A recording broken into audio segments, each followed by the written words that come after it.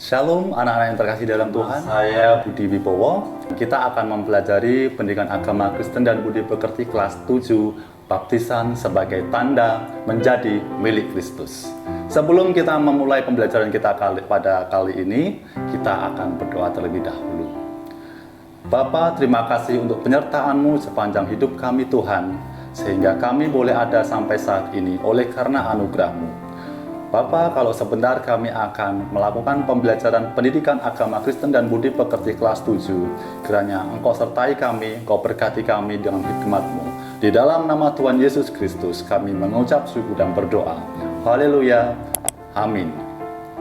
Tujuan pembelajaran pada bab 3, baptisan sebagai tanda menjadi milik Kristus, yang terambil dalam bahan Alkitab Roma 6 ayat 1-6 dan Kisah Para Rasul 19 ayat 4. Yang pertama, menghayati pengampunan Allah di dalam Yesus Kristus melalui puisi. Yang kedua, menjelaskan makna baptisan sebagai lambang pembasuhan diri. Dan ketiga, menulis puisi yang isinya mengimani pengampunan dan penyelamatan Allah melalui Yesus Kristus. Baptisan sebagai tanda menjadi milik Kristus.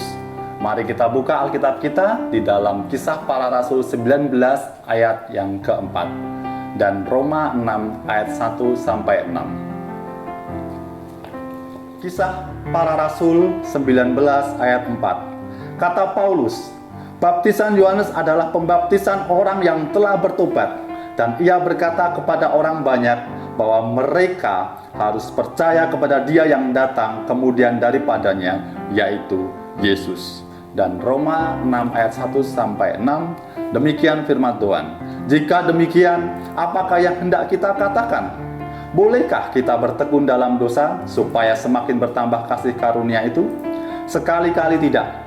Bukankah kita telah mati bagi dosa? Bagaimanakah kita masih dapat hidup di dalamnya?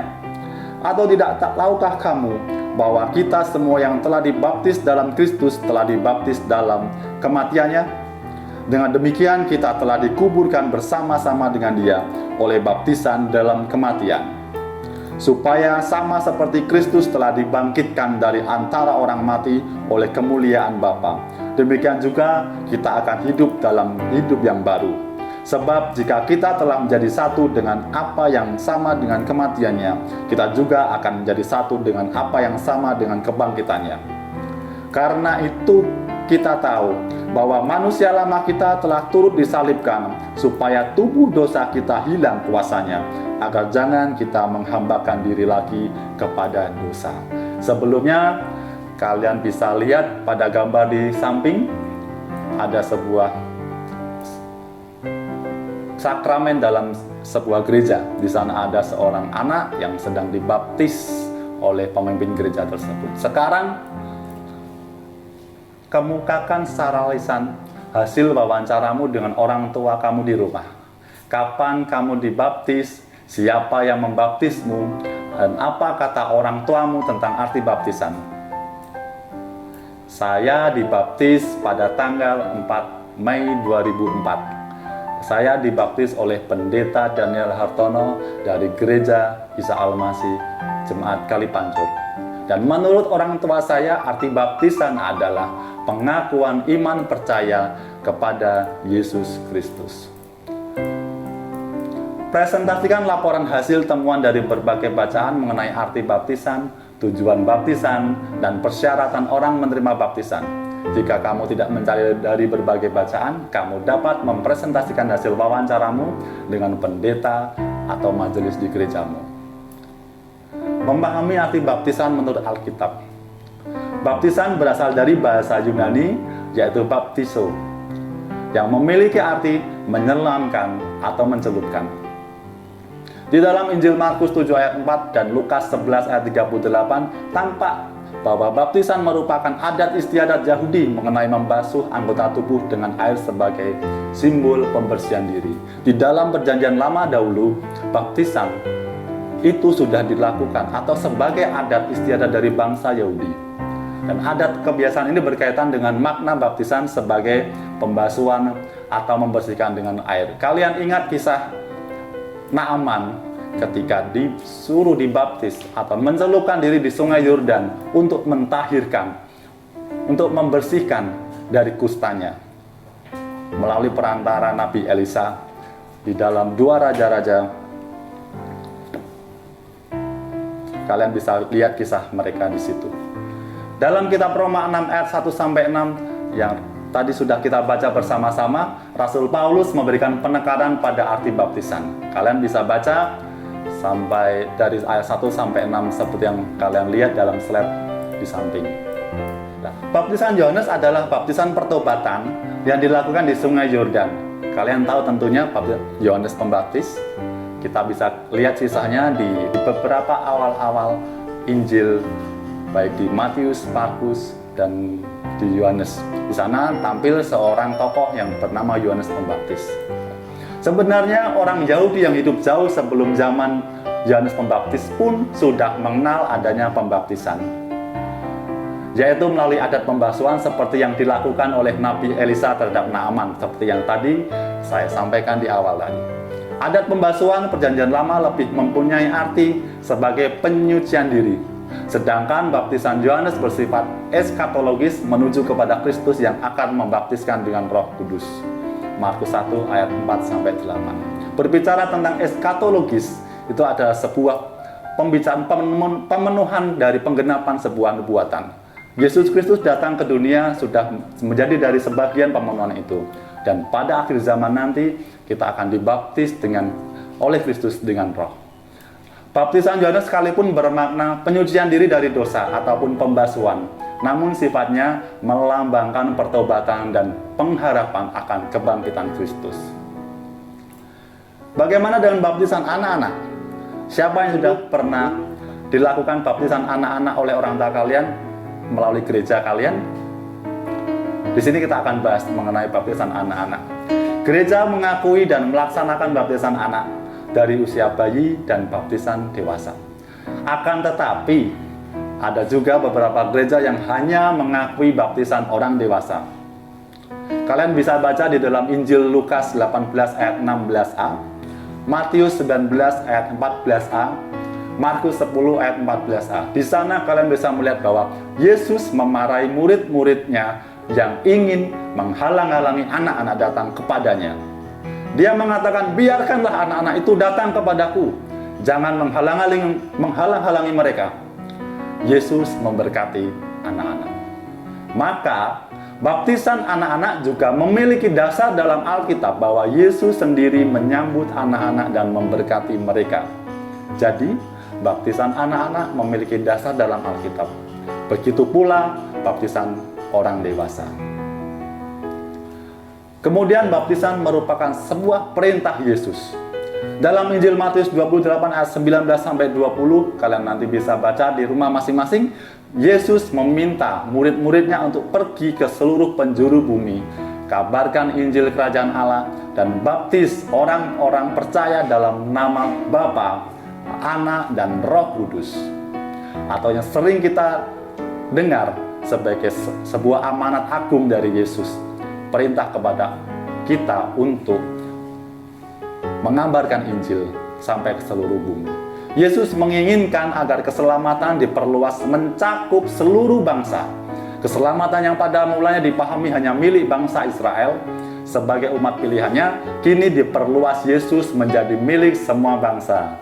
Setiap orang dari berbagai bangsa yang percaya kepadanya menjadi muridnya. Tandanya adalah melalui baptisan, dan mereka pun menerima anugerah keselamatan. Jadi, unsur percaya itu amat penting dalam baptisan, yaitu hanya orang yang percaya kepada Kristus dan orang yang bertobat yang akan menerima baptisan kudus. Artinya apa?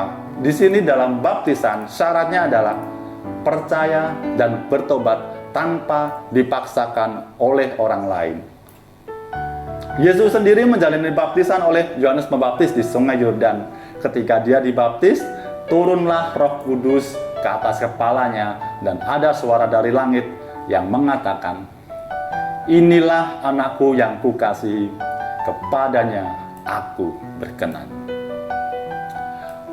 Bentuk dua kelompok besar dari kelompok kelas kalian, Kemudian baca bagian Alkitab dari kitab 2 Raja-Raja 5 ayat 1 sampai 14. Di dalam kitab ini bercerita mengenai Naaman yang disembuhkan dari penyakitnya karena diminta Nabi Elisa untuk mandi 7 kali di sungai Yordan. Dan dia pun sembuh dari sakit kustanya. Baca pula Injil Markus 1 ayat 4 sampai 8 yang bercerita tentang baptisan Yohanes Pembaptis. Kemudian diskusikan beberapa hal di samping. Yang pertama, apakah makna baptisan menurut bacaan Alkitab yang kamu baca? Yang kedua, adakah unsur penting yang tak boleh dilupakan dalam baptisan, yaitu mengenai percaya?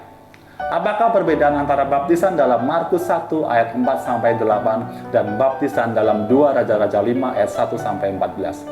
Dan kemudian presentasikan hasil diskusimu yang diwakili oleh juru bicara atau ketua kelompok kalian. Dan juga jangan lupa tuliskan hasil kalian di kolom komen yang tersedia di bawah. Baptis, percik, atau selam?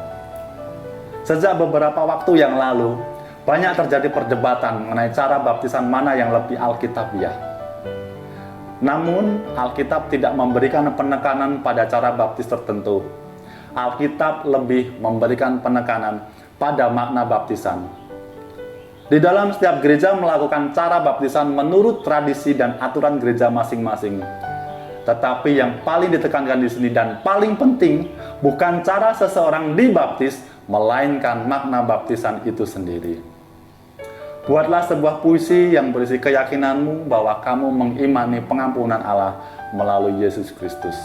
Rangkuman materi kita hari ini sudah selesai. Sekarang Bapak akan memberikan rangkuman dari pembelajaran bab 3 kelas 7 Pendidikan Agama Kristen dan Budi Pekerti. Baptisan merupakan salah satu sakramen dalam gereja Protestan yang mengakui 2 sakramen, yaitu sakramen perjamuan kudus dan baptisan kudus.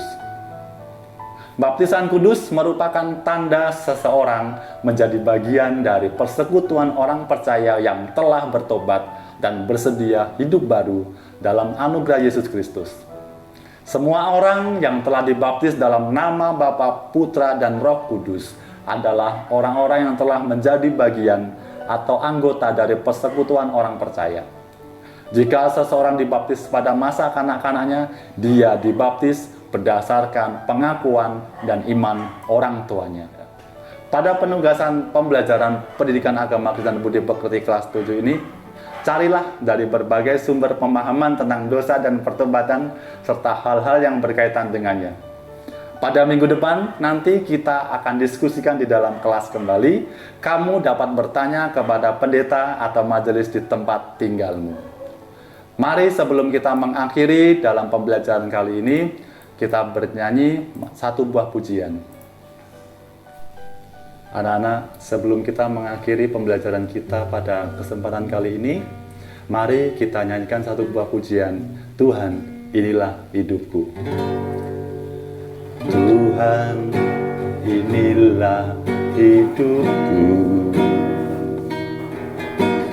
Ku serahkan padamu segala cita-citaku, masa depanku menjadi milikmu. Jadikan kami terangmu di tengah kegelapan dunia, membawa bangsa-bangsa kepadamu.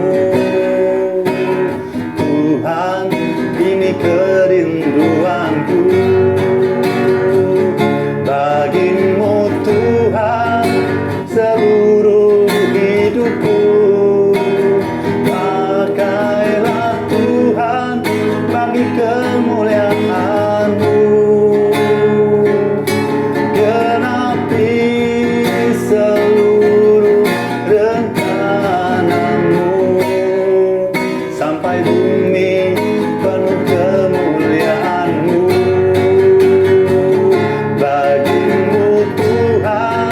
Seluruh hidupku, pakailah Tuhan